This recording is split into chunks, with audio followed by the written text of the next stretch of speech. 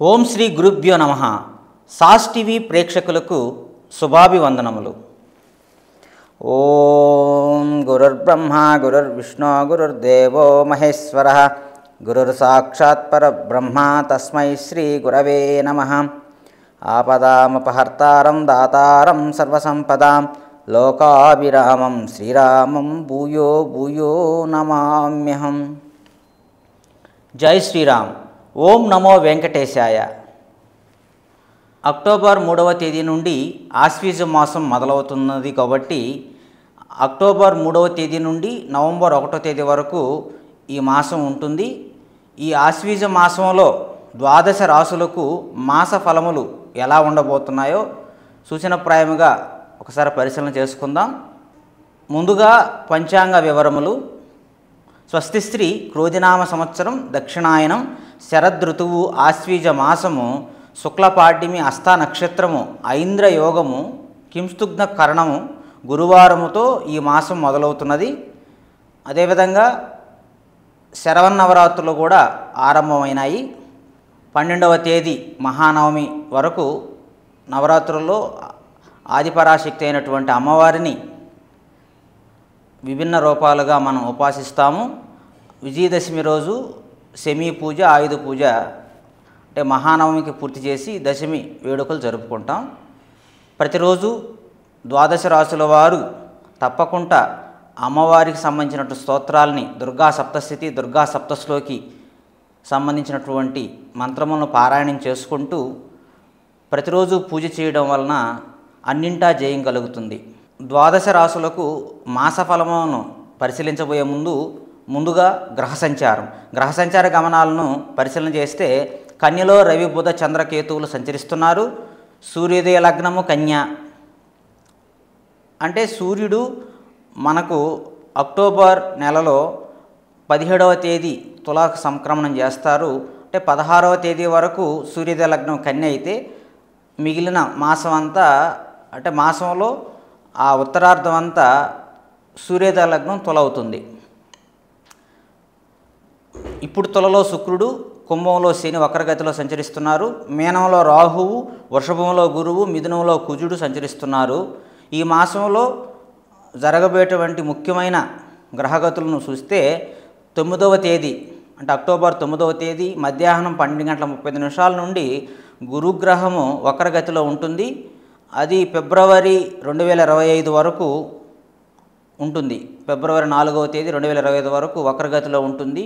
గురువు వక్రగతిలో ఉన్నప్పుడు శుభకార్యములు, గృహప్రవేశాది కార్యక్రమాలు, శంకుస్థాపనలు, దేవతా ప్రతిష్టలు ఇవన్నీ చేయరు.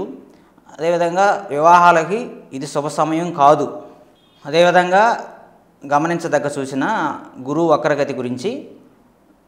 అదేవిధంగా బుధగ్రహము అక్టోబర్ 11వ తేదీ తులారాశికి సంక్రమిస్తారు.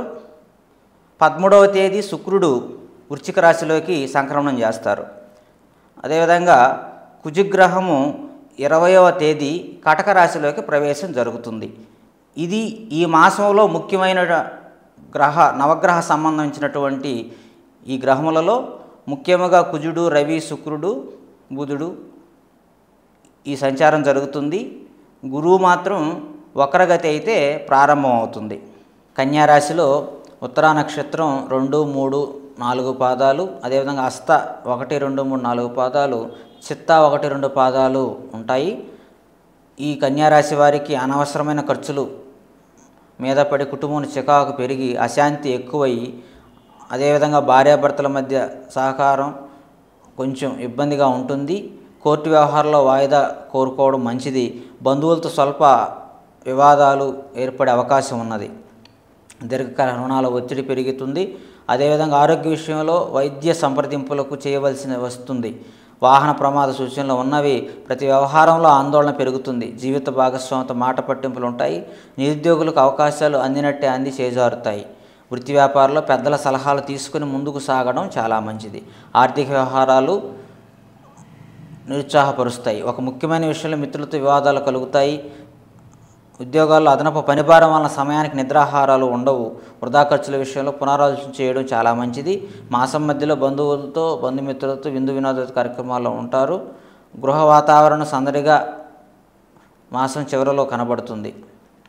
ఉత్తరా పల్గొని నక్షత్రం వారికి కేతుగ్రహం మాసాధిపతి కనుక కొంచెం చికాకు, అశాంతి, కొంత నైరాశ్యం కనబడుతున్నది. కాబట్టి ఉత్తరా నక్షత్రం వారు శ్రీ గణపతిని, శ్రీ సుబ్రహ్మణ్య స్వామిని పూజ చేయడం వలన మంచి జరుగుతుంది. అదేవిధంగా హస్త నక్షత్రం వారికి మాసాధిపతి శని భగవానుడు అయినారు. ఈ శనిగ్రహం వలన కొంత భయానికి లోనవుతారు, కొంత మాటల వలన బాధపడతారు. అనవసరమైన మాటలతో వాగ్వాదాలకు దిగకుండా హస్త నక్షత్రం వారు చాలా హుందాగా, చాలా యుక్తితో, చాలా డిప్లొమాటిక్గా ప్రవర్తించడం వలన హస్త నక్షత్రం వారికి మంచి జరుగుతుంది. అదేవిధంగా చిత్తా నక్షత్రం వారికి ఈ మాసాధిపతి కుజగ్రహం అయింది. కుజుడు కొంచెం ఉద్వేగానికి లోను చేసి వాహనాలు నడిపేటప్పుడు కానీ, ప్రయాణాలలో కానీ మీరు వేగంగా నడపడం కానీ, మాటల్లో కూడా దుడుకు మాటలు కానీ, మీలో ఉన్నటువంటి ఆ కోపాన్ని తగ్గించుకోవడం వల్ల చిత్తా నక్షత్రం వారు బాగుంటారు. మొత్తం మీద ఈ కన్యారాశి వారికి జన్మంలో కేతువు, సప్తమంలో రాహువు అంత అనుకూలంగా లేదు. అయినప్పటికీ భాగ్యంలో ఉన్నటువంటి గురువు మిమ్మల్ని కాపాడుతున్నారు. అంటే దైవ దర్శనాల వలన, అదేవిధంగా అమ్మవారిని దర్శించడం వలన, ప్రతిరోజు దుర్గా సప్తశ్లోకిని పారాయణం చేయడం వలన తప్పకుండా శుభం జరుగుతుంది. జాతక పరిశీలన కొరకు, జాతక దోష పరిహారముల కొరకు సంప్రదించవలసిన ఫోన్ నంబర్ 9550050971. ఓం తత్సత్. సర్వే జనా సుఖినో భవంతు, లోకా సమస్తా సుఖినో భవంతు.